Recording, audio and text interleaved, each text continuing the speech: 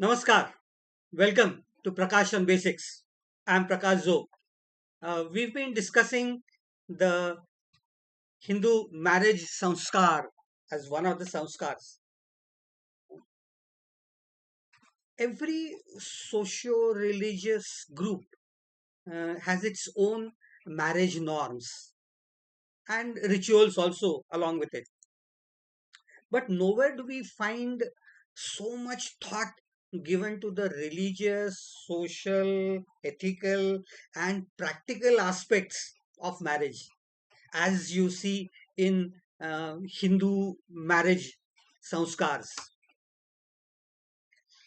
Keeping aside the present trends, I'll explain the major core concept that leads to making Hindu marriages among the best possible marriage ceremonies and sanskars that you can think of all around the world. There are many rituals, but out of this, the core area that I'm going to talk of today is known as Saptapadi. Sapta is seven, Padi is steps.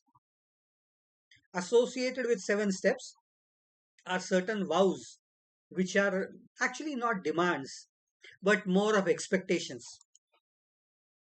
Strong, enduring marital relationships, commitment and pledge of trust, understanding, and mutual cooperation is all that is expected in this.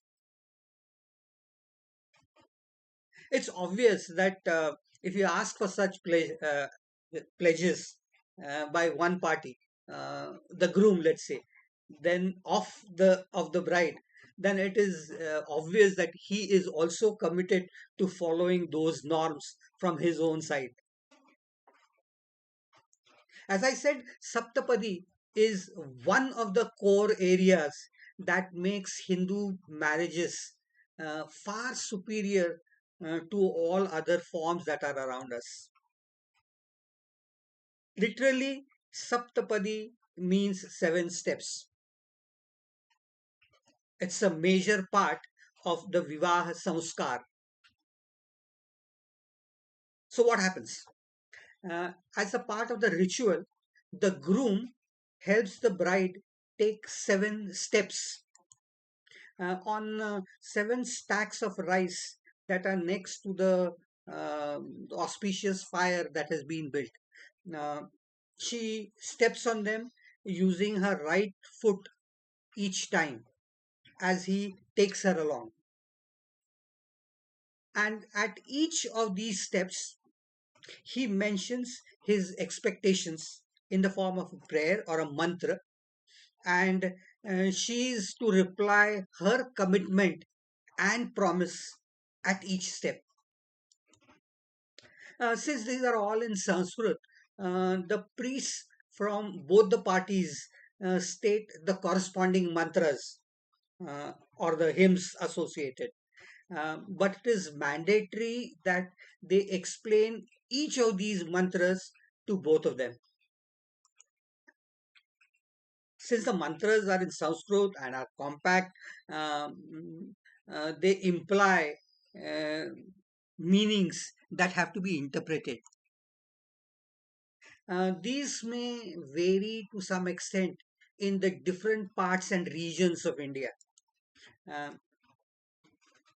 Out of this, the first part, that is of the groom's side, is a statement by the groom asking Lord Vishnu to grant certain qualities, abilities, expectations of the bride.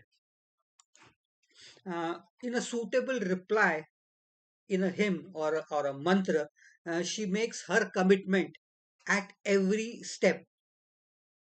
Naturally, the shlok is actually recited by her side priests, and the meaning is again obviously explained. What do they cover?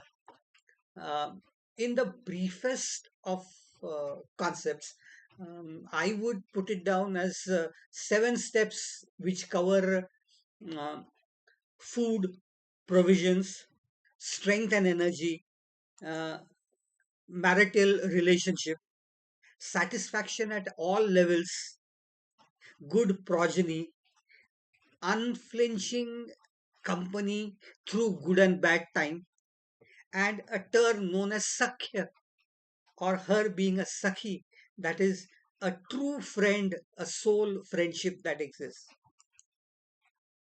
If you look carefully, and this covers all the crucial areas that were important at that time, and ideally, even now, they are equally important. So, what are the steps? Uh, at the first step, the groom utters the first mantra. I'll just mention it once, maybe once. Um, Om Ekamishe Vishnustava Nayatu. That's the part that he talks of. And she replies in a corresponding shlok or a couplet. Uh, the gist or the meaning is what is more important, and that is what I'm going to tell you. And the word Amish that is used in this is basically associated with food. So the basic idea is that he says, I will provide all the needs of the family, and you take care managing food, its maintenance, etc., to everyone's satisfaction. The second step is associated with urja or energy. He says, by Vishnu's grace, you become the provider of energy. Uh, it implies obviously physical, mental, spiritual, and providing energy here is technically a positive feedback, reinforcement of whatever he is doing, or a motivational factor for him. um, I shall take care of all those in the household, satisfying them right from the seniors to the younger generations, and keep them happy, is what she is supposed to commit. The third step uses a word resposhaya, which is not really commonly used anywhere. It deals basically with wealth and all that goes into nourishment for everyone, obviously. So it basically means to become responsible together and share and achieve wealth, prosperity, and nourishment for the whole family itself. Bhavya Mayo Bhavaya is the fourth step. Bhavya is actually grand or big or great. So it basically implies become the giver of all that is great and important and grand in nature. Obviously, it talks of all the higher qualities that are expected of the bride: love, mutual understanding, affection, respect, emotional binding, and so forth. And the fifth, which is the core of what marriages are for, is Prajapatya. Praja is population. Apatya basically is your own children, progeny. So it aims at good progeny. May you provide the best of progeny, which is well nurtured, is what is expected of her. Uh, so uh, she has to, in her commitments, not only promise this, but also state that she would take care of all his livestock. And because that was one of the major areas that had to be groomed and taken care of, and you have to ensure that it kept on increasing with time.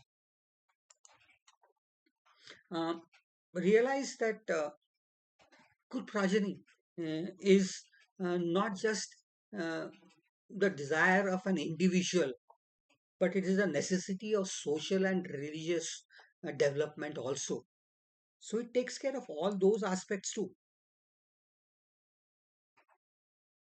And the sixth step talks of Shad Rutubhyo means the six seasons that are talked of in the Indian subcontinent.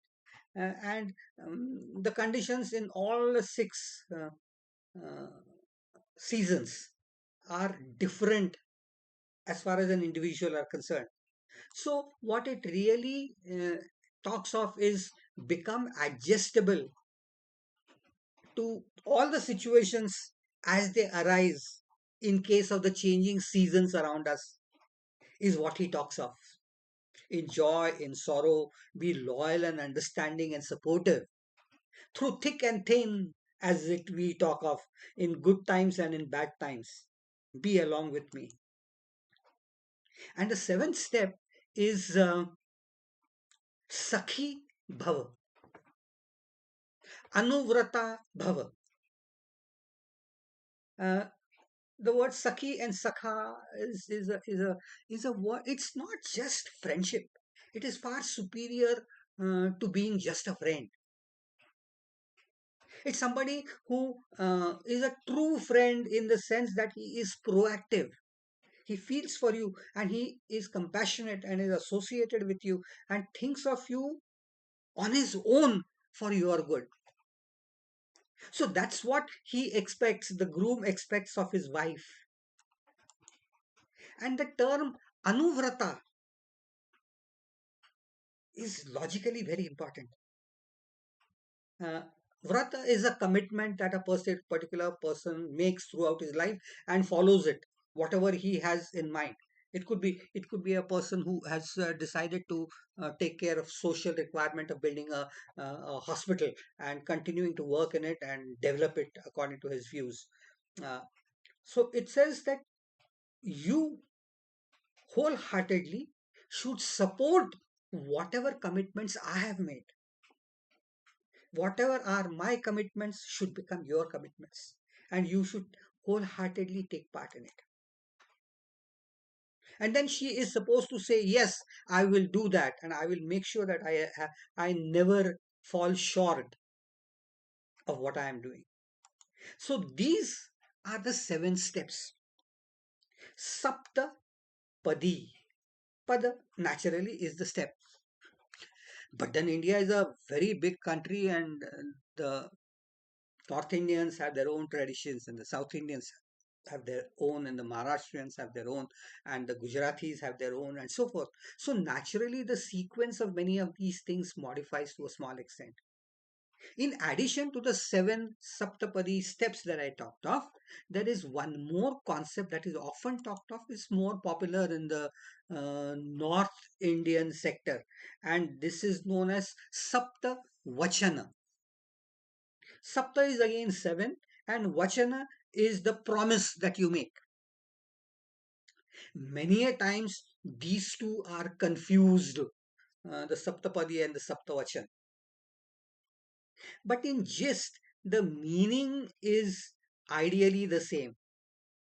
And these are equally important, though the wordings and the meanings and the shlokas corresponding to them are slightly different. Mm, the core area is again the same. And these are the Saptavachan is something that is more commonly talked of in the North Indian areas to a great extent and highlighted upon. These are basically the commitments and expectations of both the groom as well as the bride from each other. And so many a times in different areas, these are uttered and said at different times. That doesn't really matter at this stage. What we need to know is what they are.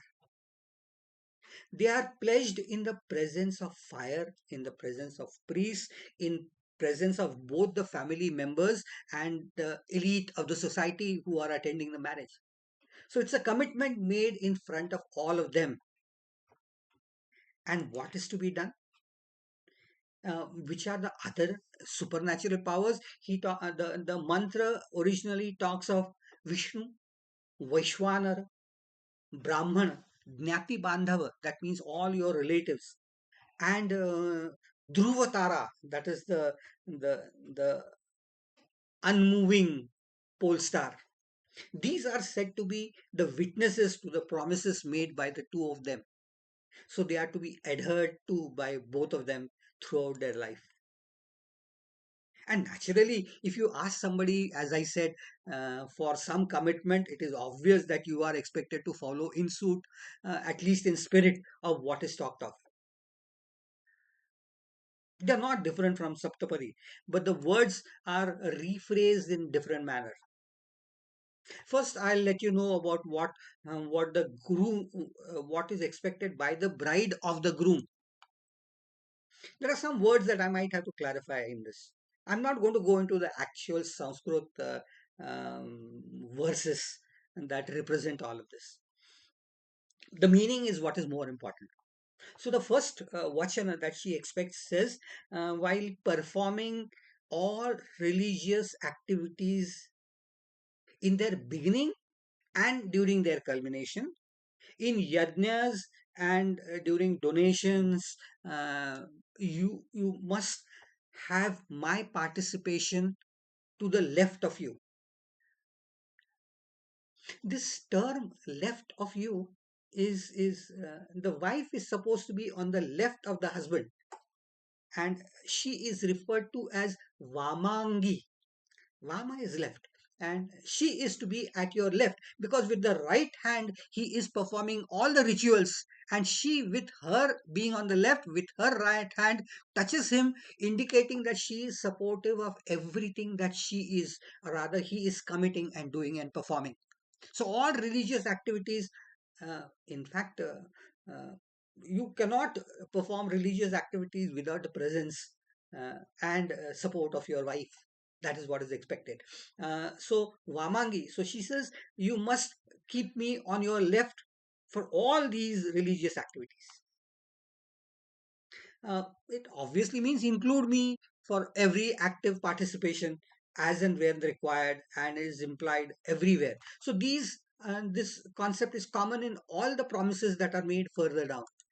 Uh, the second one talks of uh, association with respect to um, offsprings and making offerings.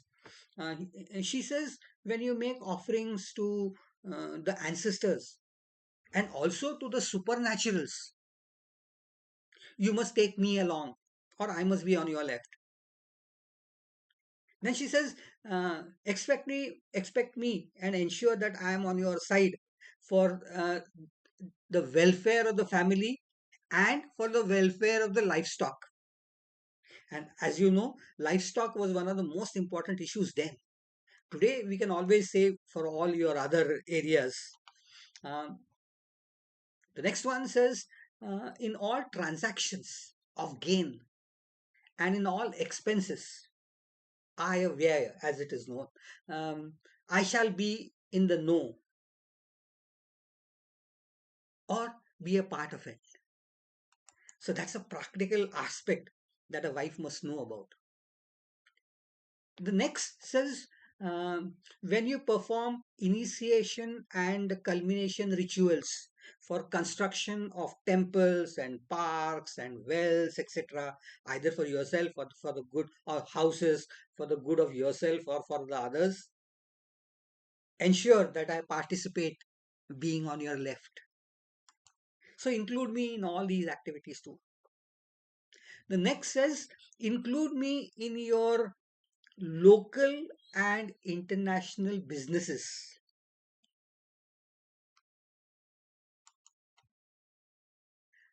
It is obvious that she should be aware. And in India, helping the husband in business is not a very is a very common practice from long time back. In fact, you would find that in all small shops, when husband is slightly busy, it is the wife who takes over the shop and manages everything in the shop. Or if it is a farming process, she would take care of all the farming as and when required.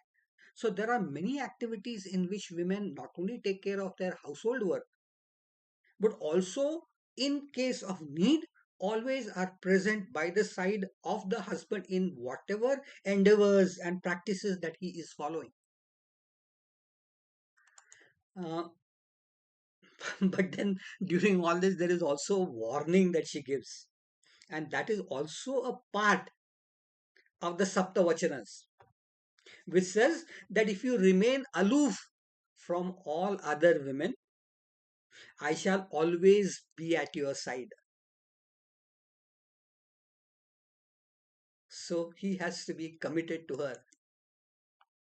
But then what about the commitments that the groom expects?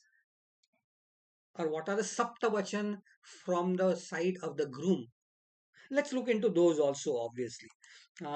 He says, um, when I'm not around, do not laugh, joke, make merry at others' residences. Don't bedeck yourself and go to their houses. It is obviously implied here that you do not do this in my absence, but if I am present, you may be allowed to do so. Then he says, let your mind, thoughts, and views coincide with those of mine. Let that be a commitment from your side. Then, even verbally, do not cross my words.